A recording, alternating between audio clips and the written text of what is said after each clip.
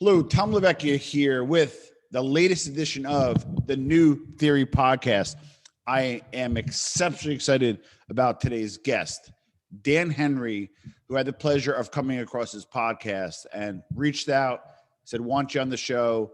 And what's happening, I believe, is I'm like an old school sales guy. I still send emails.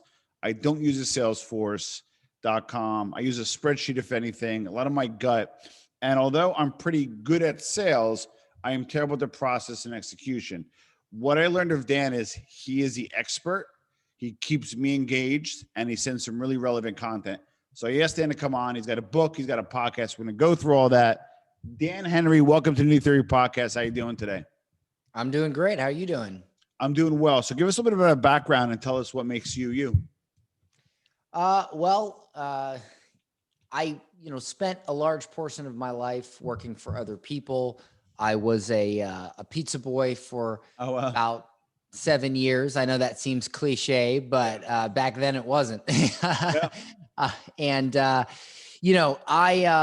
always wanted to start my own company, so I decided to learn a lot about digital marketing, and I ended up starting an agency. I got some pretty decent footing there, created a 6-figure agency. And then down the line, I started doing coaching and consulting and online courses, learned how to do that really well, ended up going from $0 to $1 million in my company in about 5 months. Wow. And I just kept going. And to date, we've done over 20 million. And that's primarily selling our consulting program, as well as a mastermind. I ended up writing a Wall Street Journal and USA Today best-selling book on the subject called Digital Millionaire Secrets. Oh, wow. And that has helped, get us quite a few clients. But ultimately, what we do is a bit different than most. We believe that when you have a business, regardless of what that business is, whether it is selling online courses, whether it's selling coaching, whether it's selling accounting services, or a done-for-you service like web design or advertising or marketing, whatever it is, that it's better to charge more and create a red carpet experience for your client, sell it at a higher price, and attract those clients on autopilot through a system we call core content that basically qualifies your prospect. So when you get on the phone with them, they're super qualified. They're willing to pay a high price. And, high ticket clients are a lot easier to work with and a lot easier to sell to than low ticket clients. So one thing we help people do is, if you charge $500 for your services, we help you at a zero. Basically raise your prices and still outsell your competition. So that's a quick nutshell of, my story. Love it. Okay. So first I want to start off in the digital marketing agencies. So I have an agency, a small agency, and you obviously grew it quickly. You grew it well. What were your core services? SEO, PPC, websites? What was your core service there when you started? At that time, it was like Facebook ads and funnels. So the niche I was in was real estate. One of my clients was a high-rise condominium, and they needed to sell out.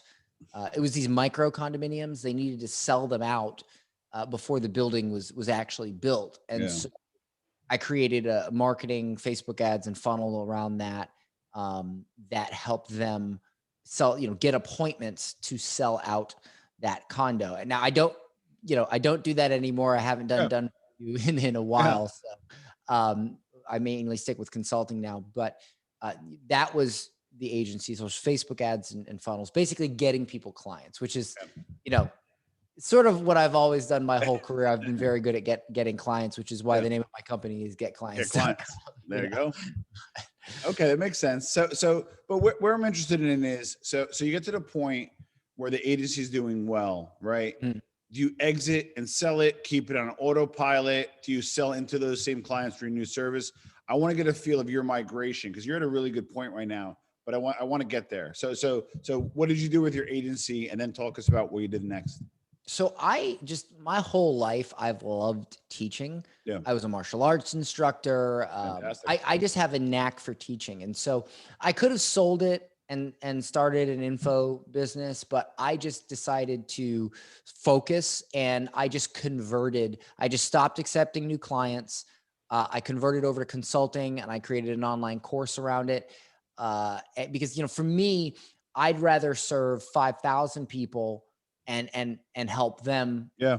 through like a course or a consulting program than five people who Yeah. are clients. Yeah. And that sort of changed over time, because I used to sell to the masses, where we would sell hundreds and hundreds and hundreds of copies of an online course, and now I've switched to a higher end coaching and consulting model, where we sell to less people, but we give them far more attention, get them a far more hands-on approach.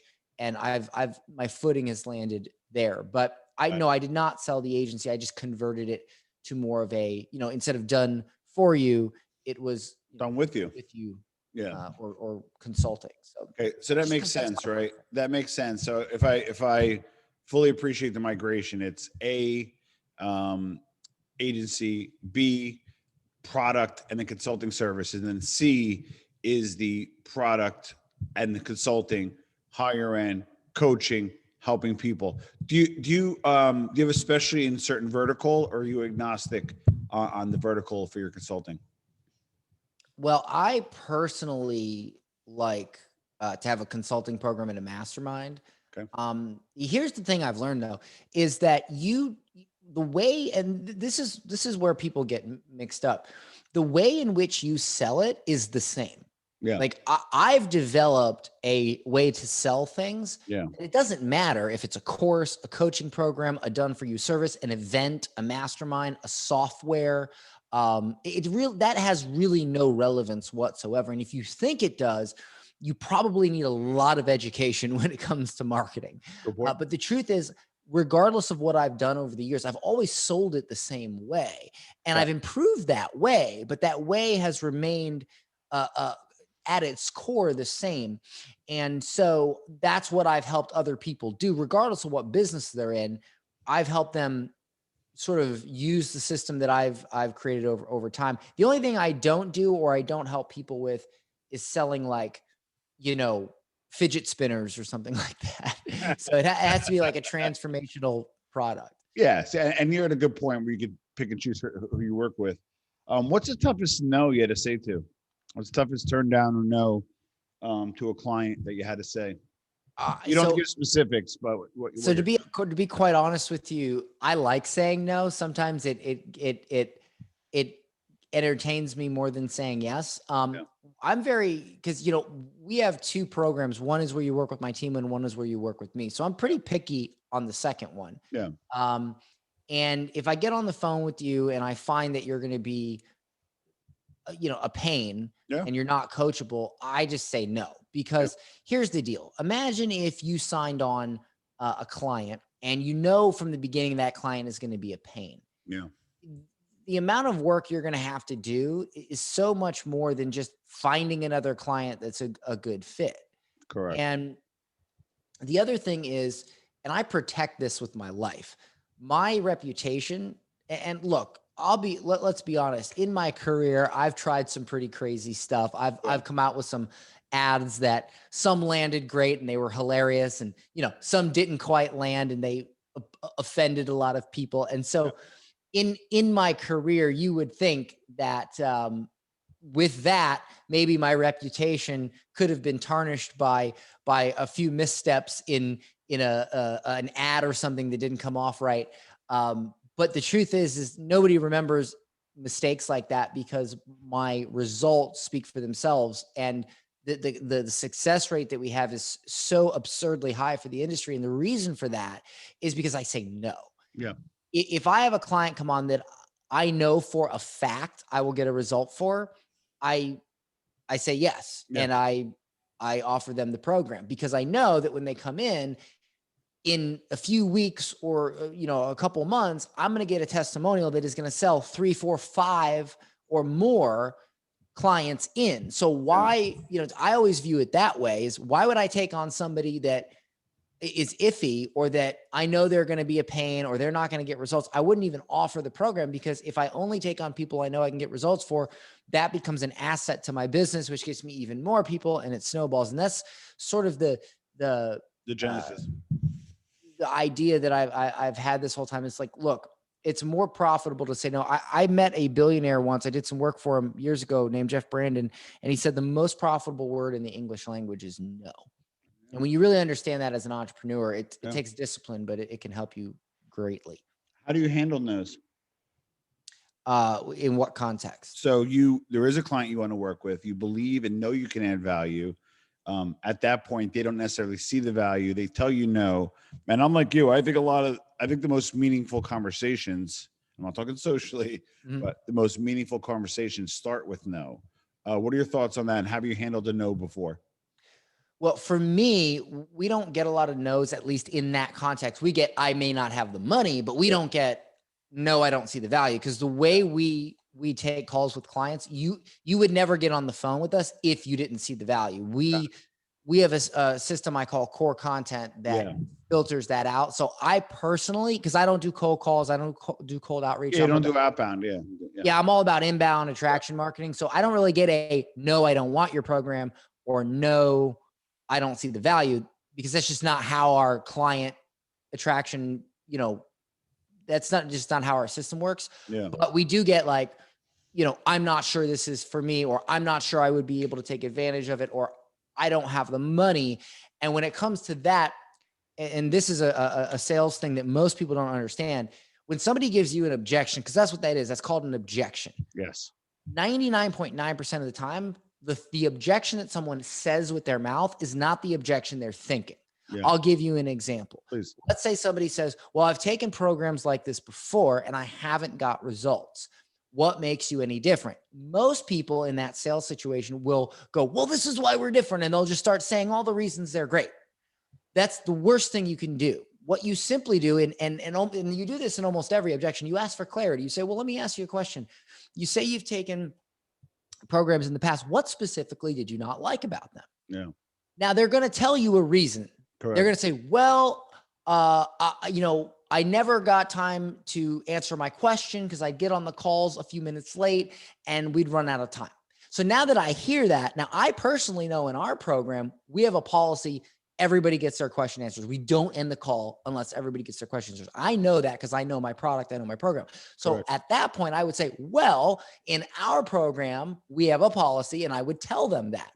Then I say, now, if you were guaranteed to always get your question answered, do you think that would help you a lot more than these other programs? And they go, yes, it would. I said, well, that's how our program's different.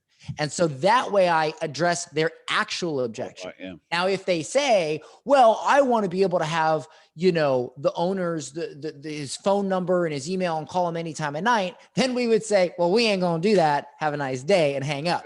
Yeah. So, that, because we don't, I wouldn't give, you could pay me $10 million. I wouldn't do that. Yeah. So, my family time is my family time, and nobody's going to interrupt that. So again, it's not just selling, it's understanding if it's a good fit. And you can't do that if you're talking. You have to listen. You have to ask for clarification, and if somebody says to you, well, I think it's over, I think it's too much money. You don't get offended and start saying why it's not too much money. You say, well, are you saying that you don't think it's worth it and you won't get your money back? Or are you saying you don't have the money? Two completely different paths. Big difference. Right. And then when they clarify, then you go down that path. So the biggest way I handle a no or an objection is asking for clarification, because very rarely will somebody say an objection that is the actual objection. Agreed. And we know that value has to exceed the cost in order for them to act. Before we conclude, I just have one last question.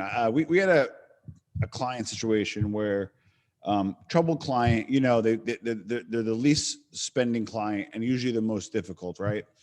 And I told my team, I said, what makes me the most nervous about this is I hate it when we have to work for money, right? And I think you kind of get that. Mm-hmm. So what I'm getting at is with COVID, with restrictions, with truncated revenue, what recommendations do you have for somebody who has to deal with some stuff right now, eat a little crow, what's going on, and have to work for money? But what's your recommendation on how to get out of that quickly so you can maybe dismiss that client or realign?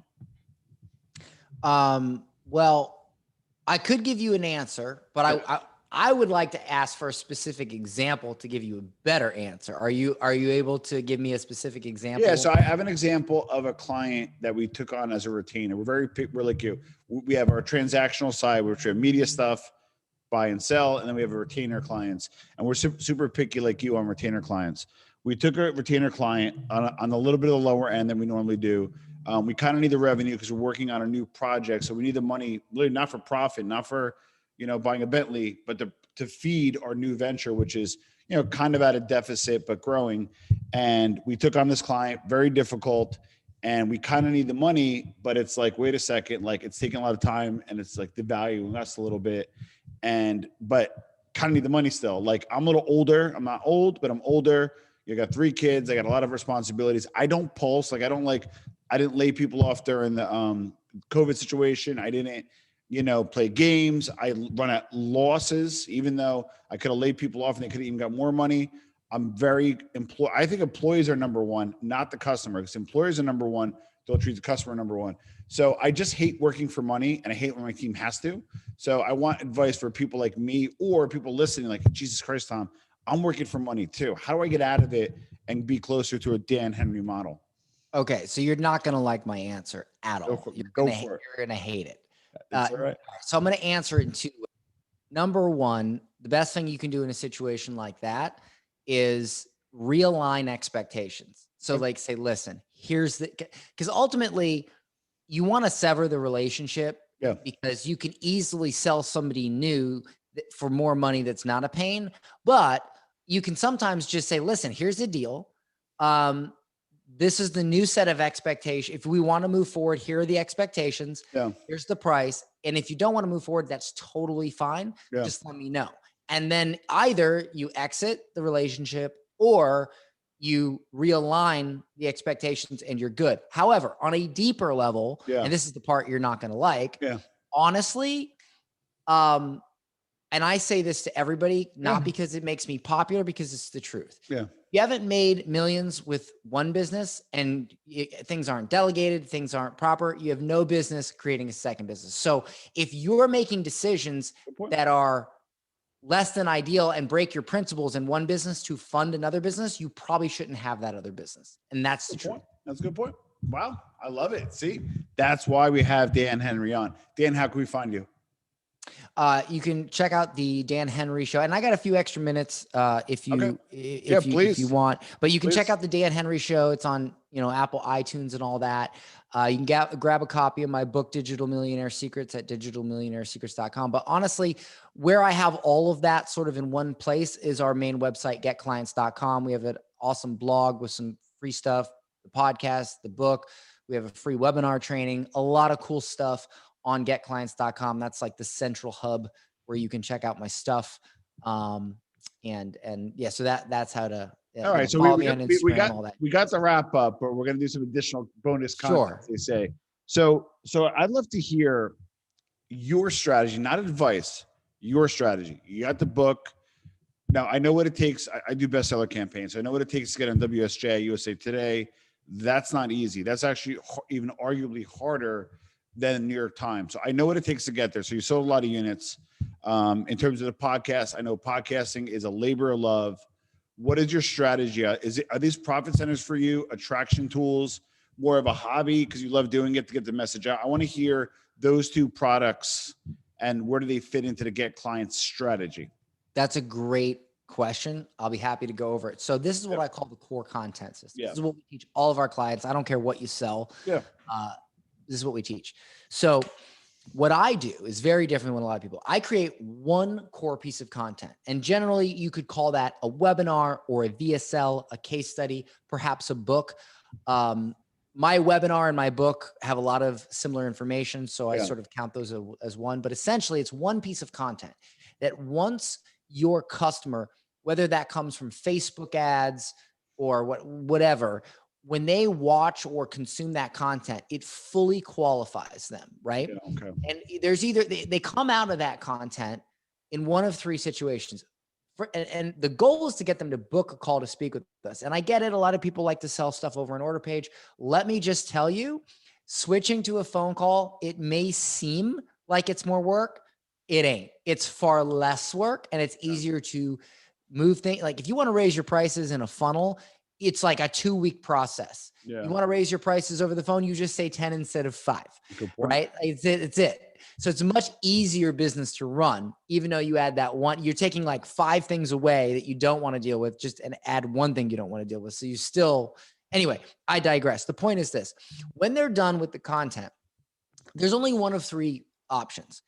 Yes, this is amazing. This relates to me. I'm the person that this person is looking for, and vice versa. It fully qualifies them, and they book a call. Okay. And they're a highly qualified prospect immediately. Or it filters them out and they say, no, that doesn't resonate with me. I'm not that person. And so they don't book a call, and probably they unsubscribe from your list, whatever. Or the third one, which is the majority, they are a maybe. They resonate, but they're not quite there to book a call. Now, what I do, Yeah. Okay. right, what I do is I don't create YouTube videos and podcasts and all that to get new clients. I focus on, we spend money on Facebook ads, YouTube ads, paid media. And what we do is every podcast episode, every YouTube, or at least almost every one, is some sort of answer to an objection that would get them to book a call. And so we drip out email after email after email of value, of client results, of tutorials, but it's all framed around getting them to book a call. And so what happens is, I can spend a measly $100,000 a month on Facebook ads and do 800,000, sometimes over $1 million a month, because we have that core content system so dialed in that, even if they don't book a call right away, they're constantly getting objections overcome in this drip sequence. Yeah. And yes, some of that content, when we release it on podcasts and on YouTube, will attract, and this is the great part about it, will at the same time attract new prospects, which will go to the top of the funnel, which is that core content, enter there, and then continue the drip. So it's sort of, when people spend money on Facebook ads or YouTube ads, they get nervous because the value of a lead is so important. Whereas for me, it doesn't matter if I have a $5 lead or a $30 lead. It's irrelevant because we charge a 5-figure investment for our program. Correct. We have it so dialed in that there's so many different ways, and it all comes back to booking a call. Most people are like, well, I'm going to sell them this. I'm going to sell them that. I'm going to sell them this mini course, blah, blah, blah. Everything revolves around book a call, book a call. I always say book and close, book and close. Yeah. And so, that's what we help set up for our clients. But as well, we teach them the art of creating good core content, creating good follow-up content, and selling over the phone. To be quite honest with you, most of our clients, we get them to book calls and close sales without even needing a fancy sequence right in the beginning. I have a weight loss coach. She's doing like 50 grand a month. She doesn't even have a funnel.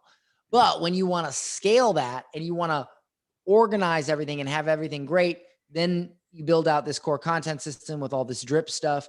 And now you really, that's when you start doing multiple 6 figures and 7 figures a month. So we just help our clients pretty much do what we've done and refined over the past several years. And that in a nutshell is the system. So there, I mean, this is gold. So one thing I'm pulling from this is people tend to have their earned media and their own media and their paid media and kind of have them in separate buckets, separate channels. What you're doing is you're creating your own media and saying, great, whoever finds it on iTunes, great, whoever finds it, whatever. Yeah, I don't care. Yeah. But I'll also use it as paid media to attract you. And it's a little deeper than content marketing. You're not content marketing. You're actually doing content marketing, funnel marketing, media at the same time. So when the person absorbs this, you're right, they can follow one of 3 channels organically. So by the time that phone rings, it's a matter of Visa or MasterCard. Right. So I call it reverse organic. Because think about this. Let's say you're spending money on ads, right? Yeah. Or you're spending money on influencer marketing, or Yeah. it doesn't matter.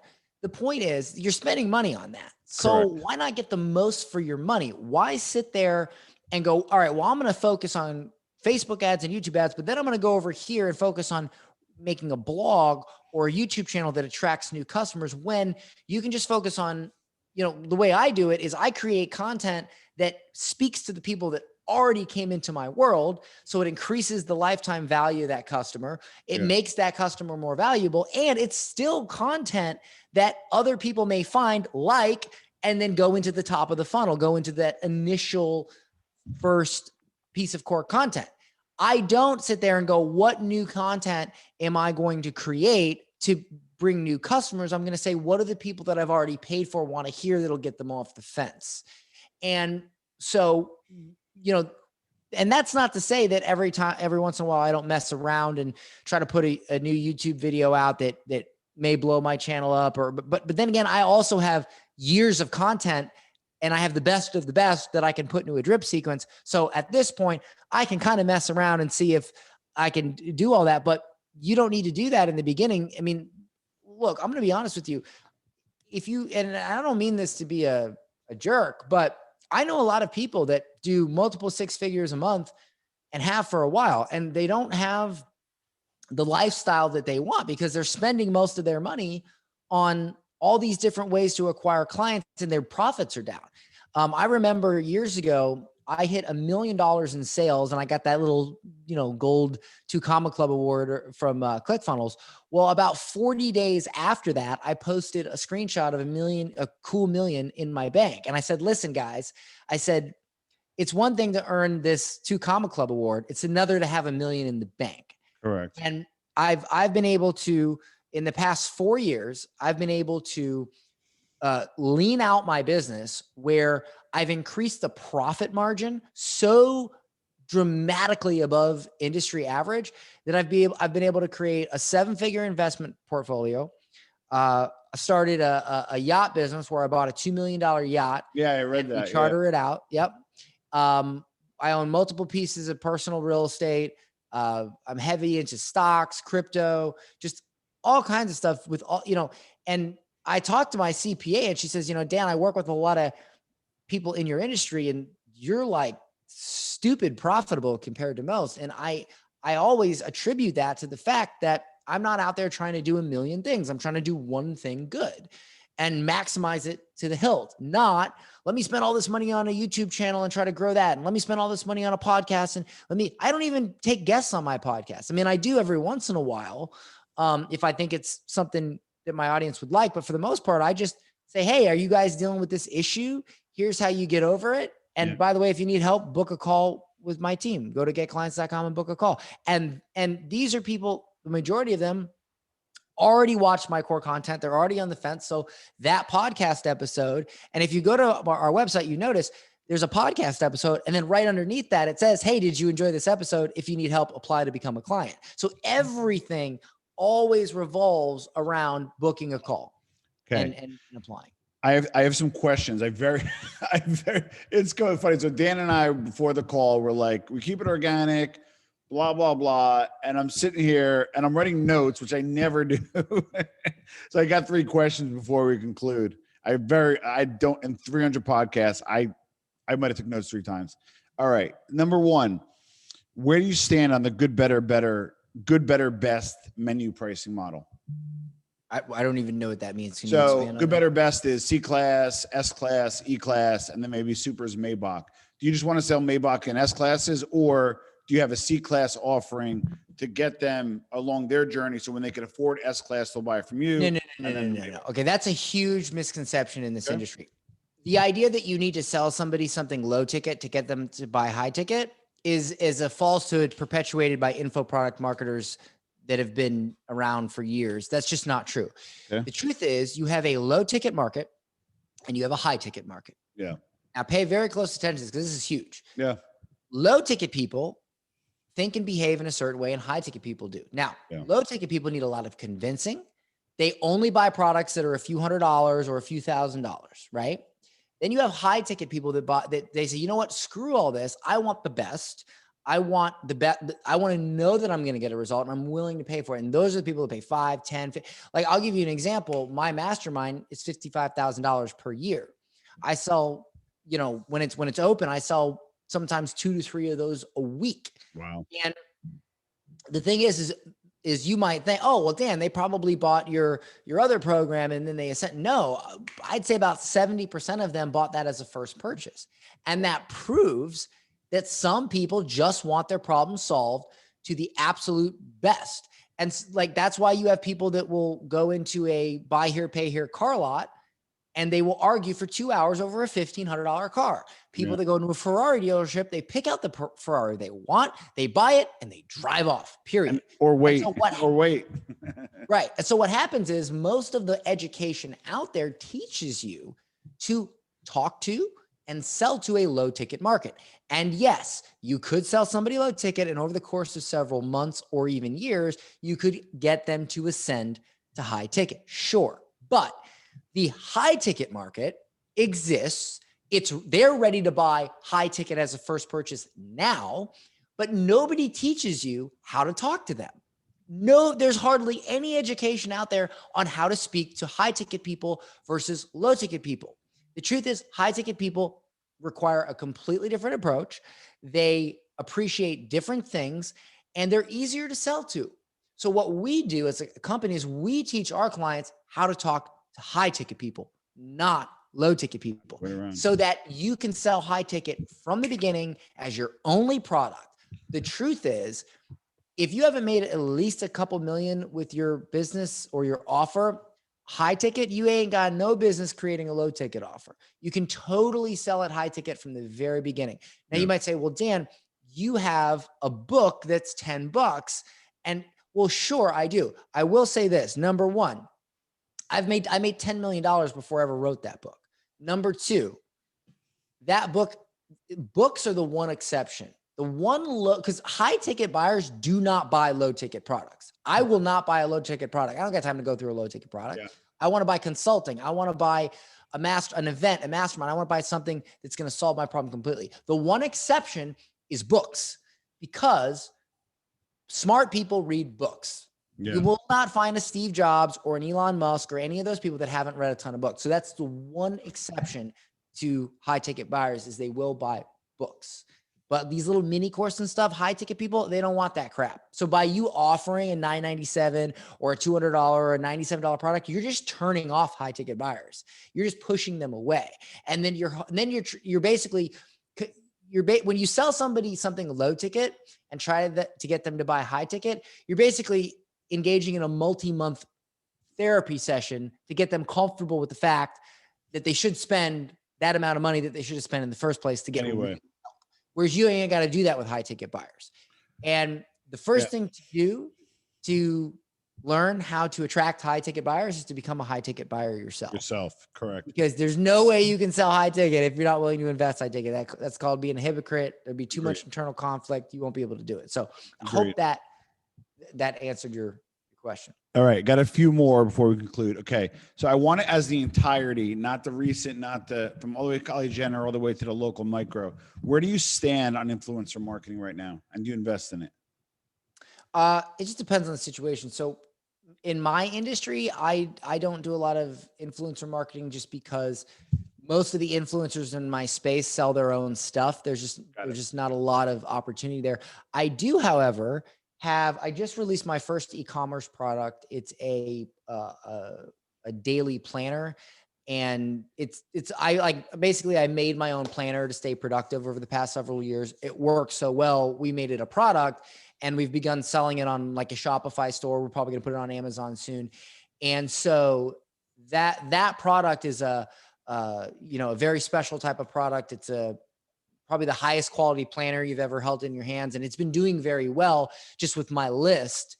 But I have considered doing something where I either pay an influencer in the productivity planner niche to promote it, or even giving them like a link where they get a 20% percentage or whatever. By the way, if you want one, I'd be happy to send you one. Be happy to. Let's share it. I have two more questions before we conclude. If you have anything on your end, you'd be great as well. So you may not want to answer this, but I'm going to ask anyway. What are some of the tools that you use? Top 3 tools that you use behind the scenes? Behind the scenes. Yeah. That's so. Top 3 tools I use behind the scenes. That's a great question. You mean things that you don't see on my front end? Yeah. So what are some of the tools? Are you you mentioned ClickFunnels? Well, that's front end. That's just for landing pages. Well, let's go back end, like some of the back end stuff, some of the big boy and girl stuff that you use. Maybe give a Big shout boy out. stuff. Maybe, So I have maybe they give you a discount or freebie if you mention them. okay. So I have I'll tell you what my best one is.